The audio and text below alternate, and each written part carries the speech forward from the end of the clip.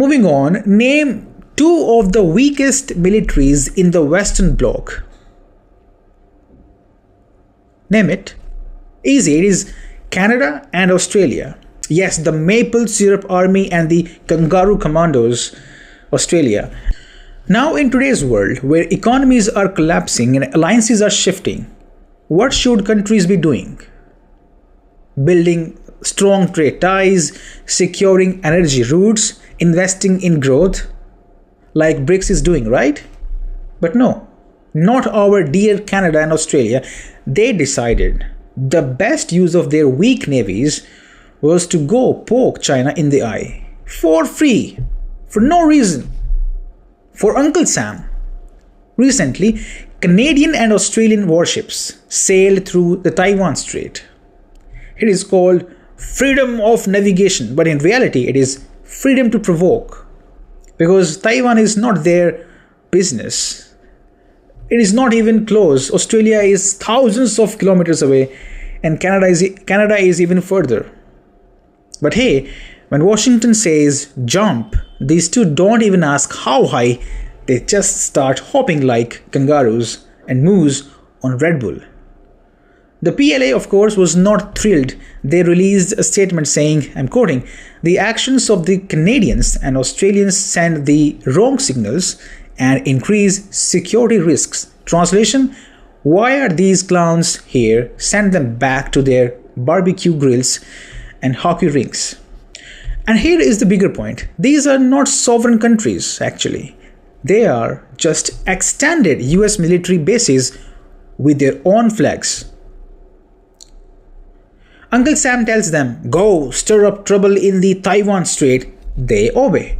Go bark at China. They bark. But quietly, both are terrified because China is the second largest economy and also Australia's largest trading partner. Imagine the idiocy here. It is like insulting the chef while he is preparing your food. And yet, they do it. Compare this to India. Washington also told India to sail its navy through the Taiwan Strait, both under Trump's first term and Biden. India said, thank you, no. India told the US, we are not your toy soldiers. We don't need to attack any one country in particular. That's why some US think tank clowns even called India the weakest link of Quad. I remember articles at that time. But in reality, it is the strongest because the strongest member is the one that does not let Washington hijack its sovereignty. Meanwhile, Canada and Australia, they are so deep into US pockets, they cannot even breathe. And the timing could not be worse. Their economies are falling apart. Trump has slapped tariffs on both of them. The industries are collapsing. They desperately need China's trade to survive. But instead of fixing their mess, they're out in the Pacific playing wannabe war heroes against the same country that could actually bail them out.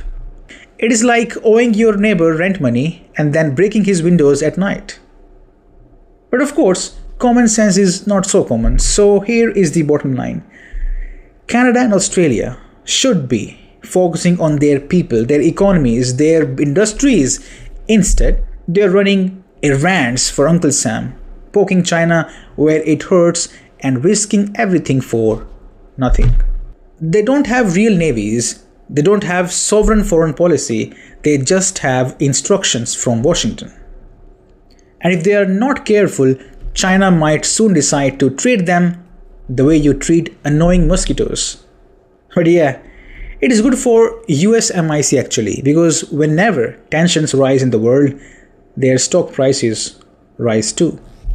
And that is all for now. Thank you very much for being with me. You're watching GNF.